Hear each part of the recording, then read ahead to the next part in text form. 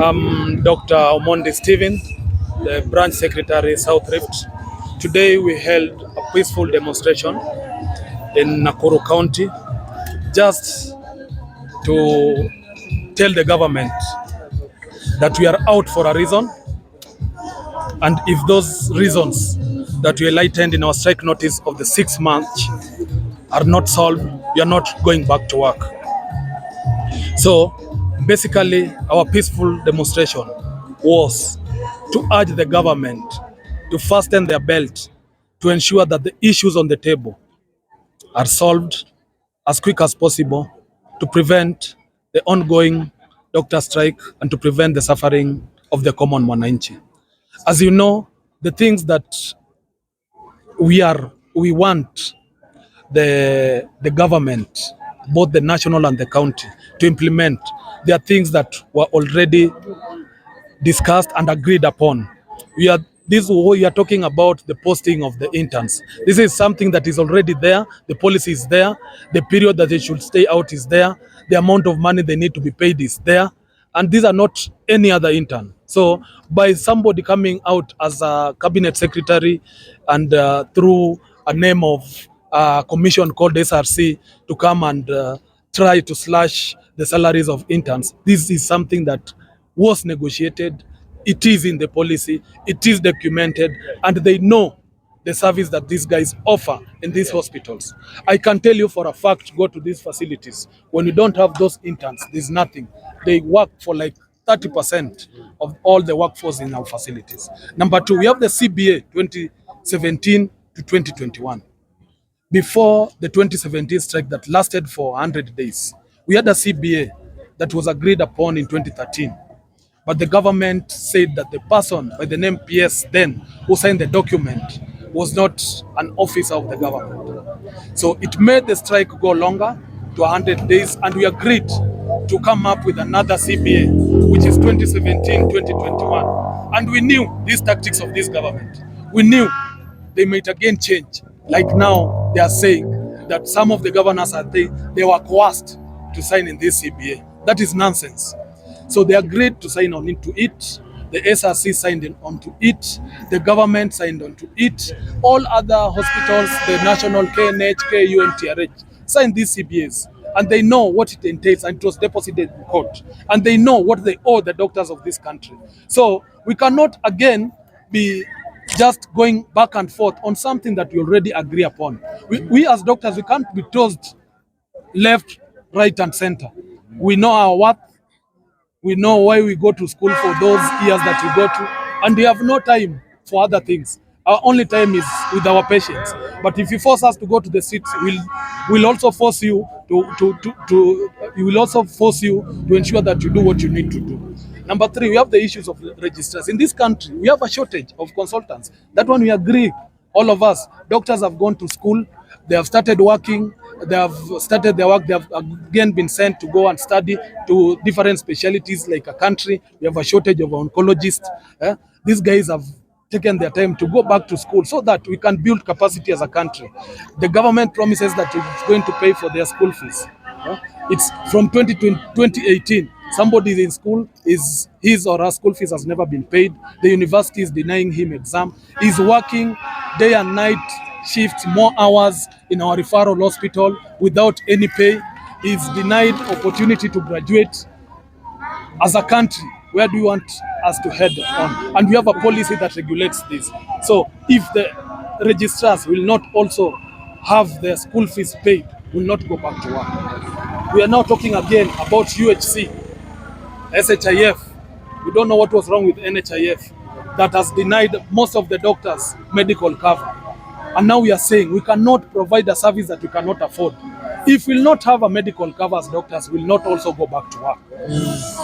Number three, we have a serious shortage in our counties. Then we have counties, one of them Nakuru, whereby is hiring doctors on locum on a weekly basis. Yeah? A doctor sees you today, next month you go to the hospital, because for a doctor you need to do follow-up with the notes. You find the doctor that saw you last week is not there because he has been employed as a casual. We cannot work very hard to work as casuals. So if you are not going to convert our doctors on who have been employed on very awkward contracts will also not go back to work. So those are the bare minimums that we have, and they are in our CBA and in the strike notice. And other issues like promotions, we also need car loan and mortgages. We struggle very hard. Why should we have the MCAs, MPs to have the car loans and mortgages while doctors are working? And I'm called at night to go and offer service. So that is also part of the things that we want to be solved. Thank you very much. On behalf of the registrars, we are suffering. I'm here doing my residence in surgery, and I'm very, very sad by the government. I don't know how incompetent Nakhumicha can be, and we need the higher government, Mr. President, His Excellency, to address this issue, because Nakhumicha has expressed gross incompetence, and we can no longer sit down with that to address this. That's arrogance of the highest level. Yeah. We work here and we're not paid as registrars. Recently, the counties chipped in and said we're not going to be employed while we're doing our residency. You can't be treating us like ordinary interns. We are different. We are junior doctors, and we are about to become consultants soon. Please treat us with the utmost respect that we deserve, and we are not going to stop any time. We're not going to stop any sooner until our issues are addressed. Let them bring sober minds. It's not a competition. We're not at war with anybody. We just want the common mwananchi to benefit. So thank you. Yes. My name is Ayugi Ochieng. Yes, Dr. Ayugi. Thank you. Members of the fourth estate, thank you so much for this opportunity. I'm representing the interns in the country and even the young medical officers who are unemployed. And it's sad for us to find ourselves on the streets. Normally, this is usually our last option. We wouldn't want to hurt our patients for fighting for salary, but when you see the way things are happening, the government has forced us to be here where we are. As medical officer interns, we normally do the majority of the work, and at least in a week, we only manage to sleep for around 40 hours a week, because most of the time we are actually in the facility. And the government has really delayed to post the medical interns, and the other interns who are in the January group left us. They went, so we are very few in the rotation. Like you find a rotation has just one intern, so you have to do calls every day, and you have to be in the facility. You have to do cesarean sections and the so it's usually very tiring, and we really need the other interns to join us. It's so unfortunate that they are cutting the salaries of the other the interns who are coming. The new offer by the SRC, that pay is really not something that can hold waters, because as you all know, interns don't live in the facility, they live very far, so even that one can just only cater for transport. So when they do that, they really demotivate the interns, and you will not be able to see our patients comfortably. So they should be able to post the interns. And one thing special about the medical officer interns is that they are not like the other interns, because what we normally do is that you have to be fresh. When you come from campus, you have learned how to do a procedure.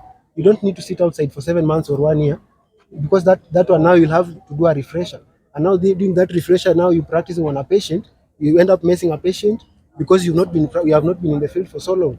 So they are not supposed to be any form of delay for posting of the interns. So let them post the interns, and even after that, they should be able to employ the doctors, because even as the interns who are leaving in the next few weeks, we are not sure if we'll get the jobs, because there are no other jobs that have been provided.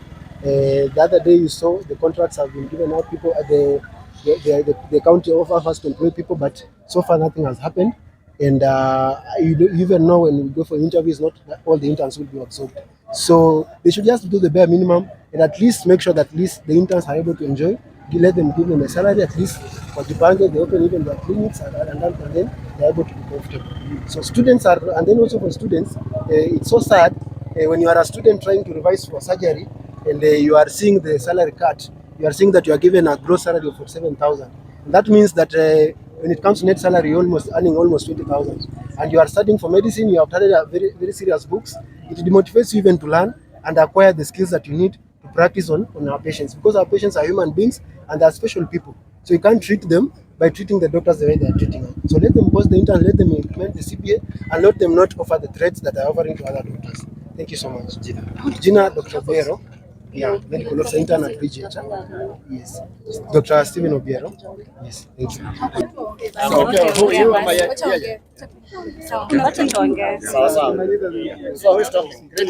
My name is Gakim Withali. I'm the current Vice Chair of the Clinical Medicine Students Association Kenya, and I'm here on behalf of the BSc Clinical Medicine students and interns. It is so unfair to what the government is doing to us, and the amount of hours we put into the work, into studying for this, and the amount of money we pay for our fees is not equivalent to what they want to pay us. And for all those things they are claiming, we do not accept. We stand in unison and in solidarity with KUKO and all medics, nurses, nutritionists, and we say we do not accept. We want proper remuneration of our clinical medicine BSc interns. Thank you. My name is Bravian Kaunda, and as my colleagues have insinuated here, it's quite sad that doctors have to go to the streets to actually make the government listen on an issue that is important as healthcare. According to Kenya is a signatory of the Abuja Declaration. We're supposed to spend a much more significant percentage of our national budget to healthcare. Right now, we are doing 6%. Now, there's this thing that they say that Kenya is producing many intern doctors as students, and we have an ability to actually sustain them in the hospitals.